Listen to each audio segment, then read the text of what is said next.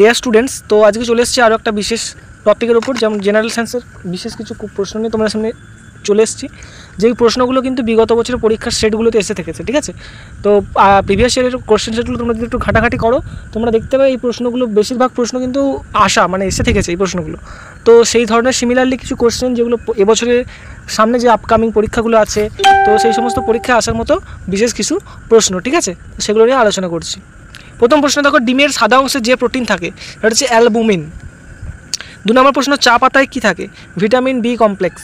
3 নম্বর প্রশ্ন, প্রোটিন বেশি থাকে কোন খাদ্যে? মুসুর ডালে। এটা আমরা জানি যে হাই প্রোটিন বেসড একটা শস্য জাতীয় খাবার হলো কিন্তু মুসুর ডাল, ঠিক আছে। তো পরের প্রশ্ন দেখো, কচু শাক বিশেষভাবে মূল্যবান কিসের জন্য? লৌহ উপাদানের জন্য। লৌহ উপাদান কিন্তু কচু শাকের মধ্যে বেশি থাকে, ঠিক আছে। দেখো পরের প্রশ্ন, গলগণ্ড রোগ হয় কিসের অভাবে? সেটা হচ্ছে আয়োডিনের অভাবে কিন্তু গলগণ্ড রোগটা বেসিক্যালি হয়ে থাকে, ঠিক আছে। মানবদেহ গঠনে প্রয়োজন সবচেয়ে বেশি আমিষের, মানে আমিষ খাদ্য মানবদেহের গঠনে বেশি সবথেকে প্রয়োজন, ঠিক আছে। পরের প্রশ্ন, আয়োডিন বেশি থাকে কিসে? না সমুদ্রের মাছে বা সামুদ্রিক জাতীয় যে সমস্ত মাছগুলো আছে সেই সমস্ত সামুদ্রিক মাছের ক্ষেত্রে কিন্তু আয়োডিনটা একটু বেশি থাকে, ঠিক আছে।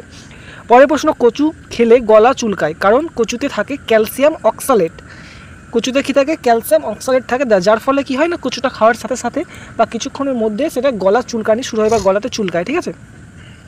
পরের প্রশ্ন, রাতকানা রোগ হয় কিসের ফলে? রাতকানা রোগ হয় ভিটামিন এর অভাবে।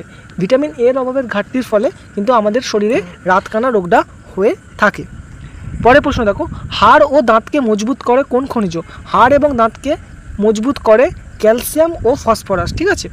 ম্যালিক অ্যাসিড কিসে পাওয়া যায়? ম্যালিক অ্যাসিড পাওয়া যায় টমেটোতে। টমেটোতে কিন্তু ম্যালিক অ্যাসিড পাওয়া যায়।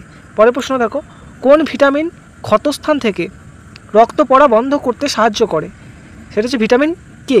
ভিটামিন কে কিন্তু মানে কোনো ক্ষতস্থান থেকে রক্ত পড়াটাকে সে বন্ধ করে বা রোধ করে, ঠিক আছে। দেখো 13 নম্বর প্রশ্ন, ন্যাচারাল প্রোটিনের কোড নাম। ন্যাচারাল প্রোটিনের কোড নাম হচ্ছে প্রোটিন P49, ঠিক আছে। নামটা মনে রাখবে, এই প্রশ্নগুলো, এই ধরনের প্রশ্নগুলো কিন্তু এসে থাকছে বিগত বছরের পরীক্ষার প্রশ্ন সেটগুলো তোমাদেরকে বারবার বলছি, তোমরা যদি একটু ঘাটাঘাটি করো, ঠিক আছে। তো কিন্তু এই সমস্ত এই রিলেটেড প্রশ্ন কিন্তু তোমরা দেখতে পাবে যে এই সমস্ত পরীক্ষায় এই সমস্ত প্রশ্নগুলোই এসে থেকেছে, ঠিক আছে। তো তাই সেই টপিকের উপর বেস করে কিন্তু আমরা এই সমস্ত প্রশ্ন তোমাদের সামনে তুলে ধরছি, একটাই কারণ, যাতে তোমাদের পরীক্ষাগুলোকে কোয়ালিফাই করতে বা তোমাদের এই বিষয়ে ইনফরমেটিভ কিছু ভিডিও আনতে আমরা তোমাদেরকে সাহায্য করছি। তো যার ফলে তোমরা গোটা ভিডিওটাকে স্কিপ না করে ফুল ভিডিওটাকে ওয়াচ করো, তাহলে তোমাদেরই ভালো হবে, ঠিক আছে। পরের প্রশ্ন দেখো, ভিটামিন সি হলো অ্যাসকর্বিক অ্যাসিড। পরের প্রশ্ন, তাপে নষ্ট হয় কোন ভিটামিন? তাপে নষ্ট হয় কিন্তু ভিটামিন সি। ভিটামিন সি কিন্তু তাপে নষ্ট হয়। কিসে আমিষের পরিমাণ সবচেয়ে বেশি থাকে?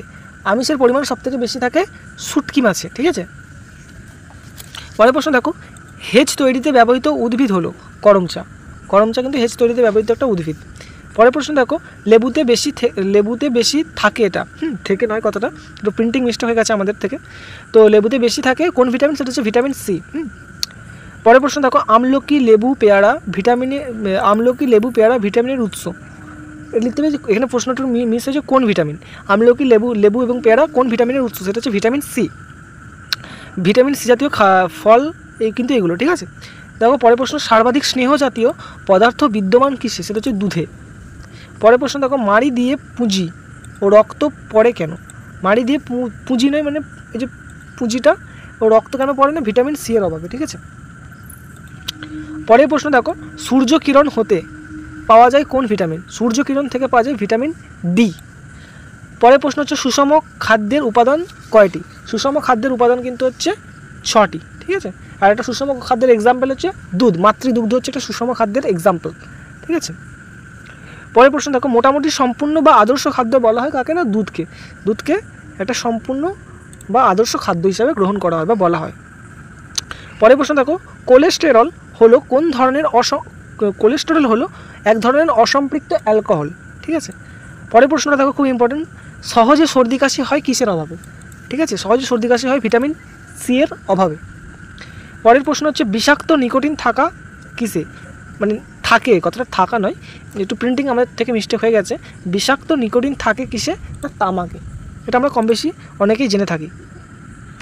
পরের প্রশ্ন দেখো, শরীরে শক্তি যোগাতে দরকার খাদ্য। এটা অবশ্যই আমরা জানি যে শরীরে একটা পাওয়ার জন্য, শক্তি পাওয়ার জন্য একটা খাদ্যের দরকার, ঠিক আছে। তো পরেরটা দেখো, ভিটামিন এ সবচেয়ে বেশি থাকে কোথায়? না গাজরে। গাজরে কিন্তু ভিটামিন সব থেকে এ বেশি থাকে, এটা মনে রাখবে, এটা খুব আসে পরীক্ষাতে। তো পরের প্রশ্ন দেখো, মানুষের প্রোটিনের অভাবে কোন রোগ হয়? সেটা হচ্ছে কোয়াশিকর রোগ কিন্তু প্রোটিনের অভাবে হয়। ঠিক আছে, তোমরা জানাবে যে ভিটামিনের অভাবে কোন রোগ হয়। ঠিক আছে, অনেক রকমের ভিটামিন আছে, তো কোন ভিটামিনের অভাবে কী রোগ হয় আমরা অর্ধেক আলোচনা করে দিয়েছি। তোমরা জানাবে ভিটামিন বি কমপ্লেক্সের অভাবের ফলে কী রোগ হয়, তোমরা এটা কমেন্ট সেকশনে জানাবে। ঠিক আছে, পরের প্রশ্ন দেখবে, গ্লুকোজের স্থূল সংকেত কী?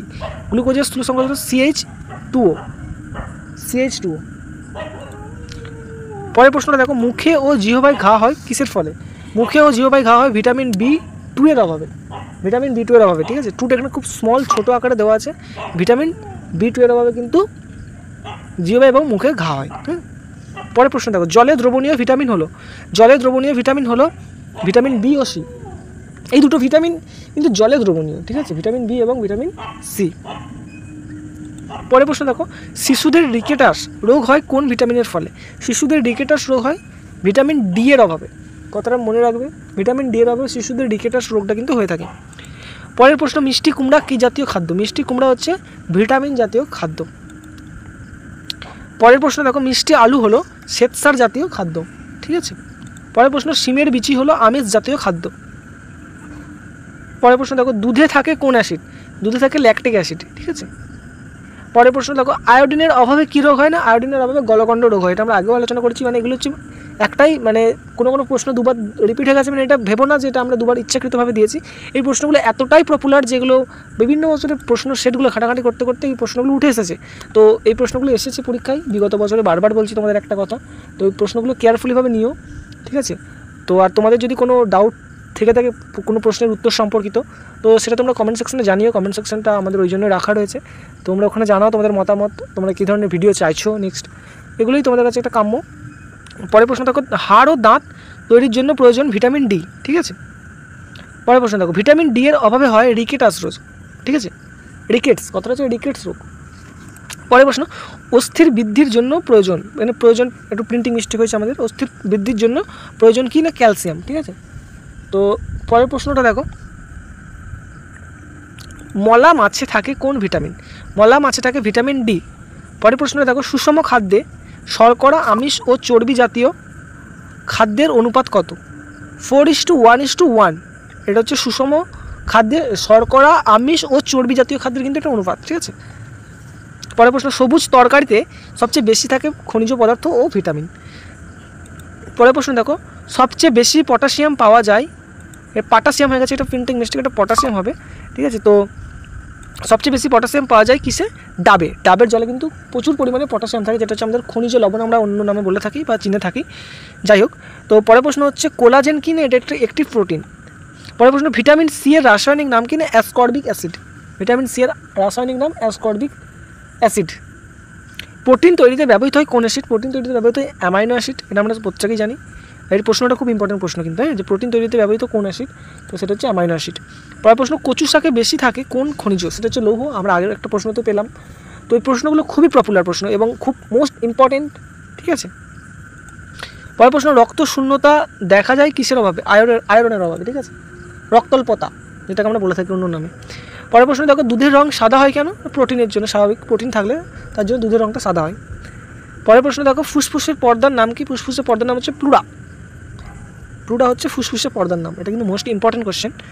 এই ধরনের প্রশ্নগুলি পরীক্ষায় এসে থাকছে, আমরা দেখছি প্রশ্নগুলো ঘাটাঘাটি করে। তো এই ধরনের প্রশ্নগুলি কিন্তু পরীক্ষা আসছে বহু বছর, বিগত বছরগুলোতে। পরের প্রশ্ন দেখো, স্নায়ুতন্ত্রের গাঠনিক একক কি? নিউরন। পরের প্রশ্ন, যকৃতের গাঠনিক একক কি না? হেপাটোসাইট। সরি, আমি একটু ভুল বললাম। যকৃতের গাঠনিক একক হচ্ছে হেপাটোসাইট। ঠিক আছে, যকৃতের পর্দার নাম হচ্ছে গ্লিসনস ক্যাপসুল। পরের প্রশ্ন, পিটুইটারি গ্রন্থি থেকে নিঃসৃত হরমোনটির নাম হচ্ছে STH।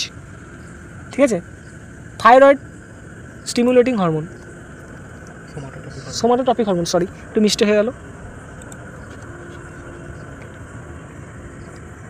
আচ্ছা, তোমরা এটা জানাবে, যখন এটা বলেই ফেললাম, থাইরয়েড স্টিমুলেটিং হরমোন, এটা একটা হরমোন। তো এটা কোথা থেকে নিঃসৃত হয় এটা তোমরা জানাবে। ঠিক আছে, ওটা STH মানে সোমাটোট্রপিক হরমোন। ঠিক আছে, যেটা আমাদের বৃদ্ধির ক্ষেত্রে কাজে লাগে।